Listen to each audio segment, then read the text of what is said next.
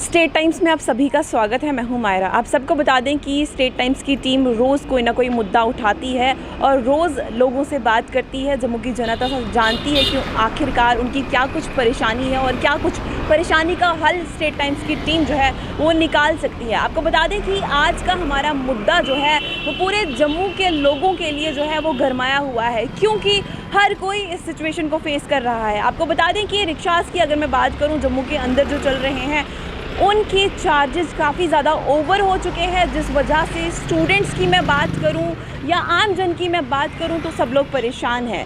अब मैं आरटीओ से या फिर एडमिनिस्ट्रेशन जो है, हायर अथॉरिटी से मैं भी अपील करना चाहती हूं कि एक बार इन पर चेक जो है वो बनाएं और इनकी जो रेट लिस्ट है उसे तैयार किया जाए। चलिए फ़िलहाल लोगों से जानते हैं उनके क्या कुछ व्यूज़ है इसके ऊपर। जम्मू के अंदर की अगर हम बात करें तो ई रिक्शाज़ ने काफ़ी ज़्यादा लूट मचा रखी है, तो इस सब के बारे में हम लोगों से बातचीत करेंगे और जानेंगे कि लोगों को किस तरह की जो परेशानी है उसका सामना करना पड़ रहा है रोज़मर्रा की ज़िंदगी में। सबसे पहले तो जो मेरे साथ मौजूद है, सबसे पहले मैं उनसे बात करना चाहूँगी। सर, सबसे पहले आपका नाम जानना चाहूँगी। मेरा नाम राजकुमार है। सर, ये शॉप आपकी है? हाँ जी, ये शॉप गोल्ड स्मिथ की शॉप है मेरी, तालाब तिल्लो चौक पे। तो मैं ई रिक्शा वालों की तरफ से इनके बारे में ये बोलना चाहता हूँ कि जब ये ई रिक्शा गवर्नमेंट ने शुरू किया था तो हम बड़े खुश हुए थे कि ई रिक्शा से, मेटाडोर से हमें हमारी माँ बहनों को जो रश में बड़ा ऐसे रश होता था मेटाडोर में, उससे थोड़ी सी निजात मिलेगी। लेकिन अब ये इनकी ये मन मर्जी। आज सुबह की बात है, मेरी बेटी ने ऑफिस जाना था तो मैंने यहाँ तालाब तिल्लो चौक से ई रिक्शा वाले को पूछा, जीवल के लिए जाना था, 100 रुपया मांगा उसने जीवल के लिए। 2-2.5 किलोमीटर है।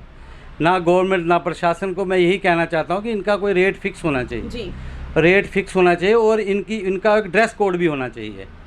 ड्रेस कोड भी होना चाहिए और इनका एक रेट भी फिक्स होना चाहिए। मैं प्रशासन से यही कहना चाहता हूँ कि ये प्रशासन को इसमें दखल दे के इनका रेट फिक्स करना चाहिए जी।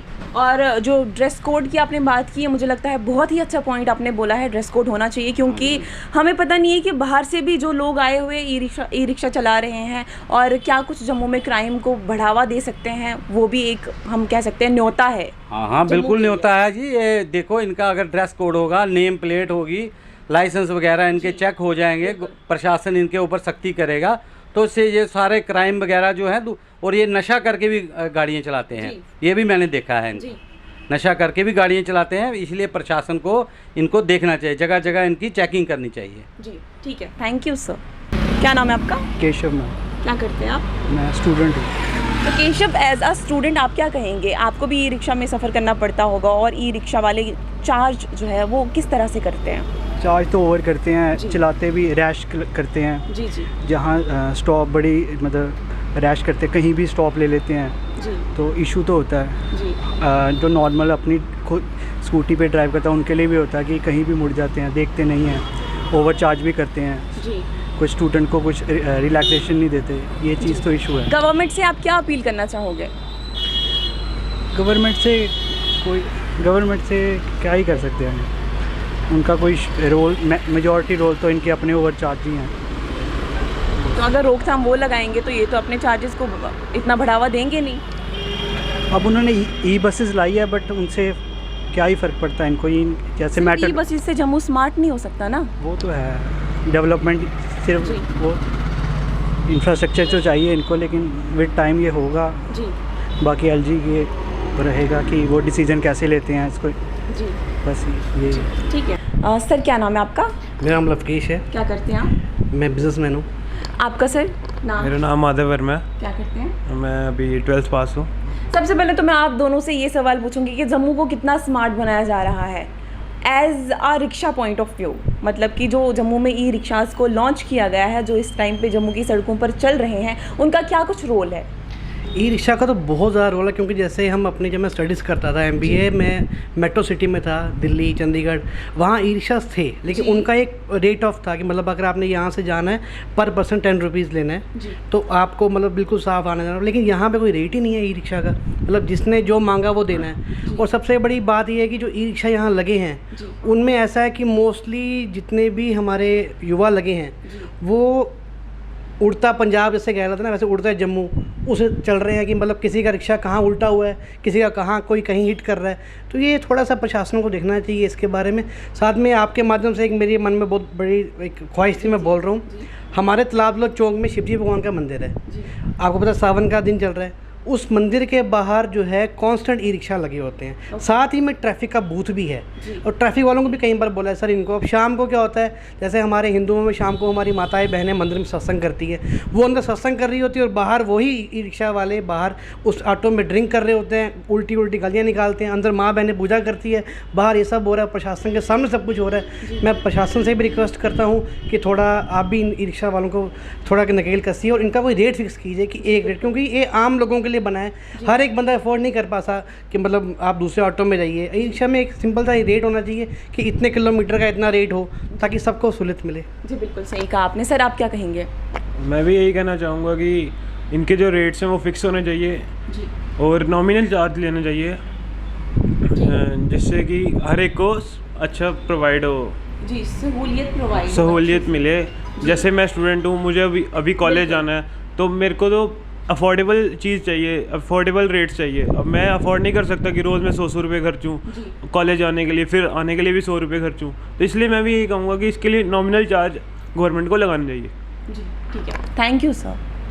सर क्या नाम है आपका? मेरा नाम संजीव शर्मा है। क्या करते हैं सर आप? मैं बिजनेस करता हूँ और साथ में कांग्रेस पार्टी का स्टेट सेक्रेटरी हूँ। जी सर। सर आपका नाम भी जानना चाहूँगी। नाम दर्शन लाल वर्मा है। क्या करते हैं सर आप? मैं अभी सियासत में हूँ, पॉलिटिक्स में हूँ। मैं कांग्रेस का ब्लॉक प्रेसिडेंट हूँ जम्मू वेस्ट का। जी। तो मैं रिटायर्ड रीजनल मैनेजर हूँ जम्मू एंड कश्मीर बैंक का।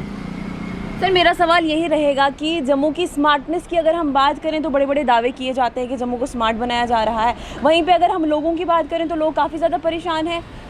सबसे ज़्यादा परेशानी क्रिएट कर रही है रिक्शाज़। जो हमारे जम्मू के अंदर ई रिक्शाज़ चल रहे हैं, उनकी वजह से हमारी जम्मू की जनता काफ़ी ज़्यादा परेशान है। आपके क्या व्यूज़ हैं? स्मार्ट सिटी की ये बात कर रहे हैं कि स्मार्ट सिटी में जिस तरीके से आपने ई रिक्शा की बात की है, तो ई रिक्शा जब मतलब शुरू में आए तो ये बड़े इकनॉमिकली थे जी।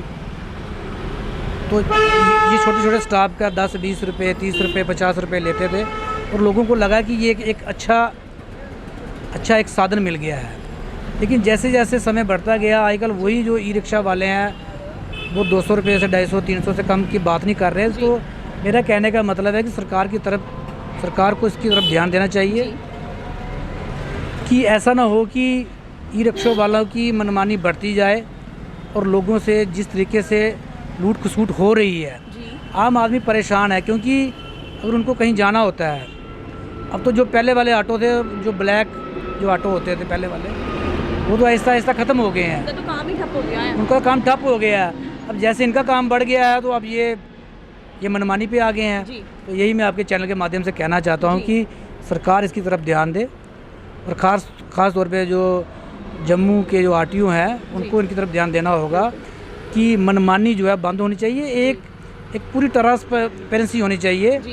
एक बाकायदा जो स्टाफ का या कोई कि 1 किलोमीटर का, 2 किलोमीटर का, 4 किलोमीटर का जितना किराया है वो फिक्स होना चाहिए, मनमानी नहीं होनी चाहिए। मैं यही कहना चाहता हूँ। सर आप क्या कहेंगे? देखिए, जैसे मेरे साथी ने कहा, बिल्कुल 100% ठीक कहा उन्होंने। पहले तो रिक्शा वाले बड़ा कम लगाते थे, वो कंपटीशन जाना चाहते थे। अब वो मेजर हो गए, ज़्यादा हो गए हैं, इसलिए मनमर्जी करते हैं। मेरी आपके चैनल से मेरी दरख्वास्त है, एक जो भी अथॉरिटी है, आरटीओ अथॉरिटी है, एक फ़िक्स करें माइलेज के हिसाब से फिक्स रेट फिक्स करें, तो लोगों को परेशानी जो है वो दूर करें। परेशानी हो रही है।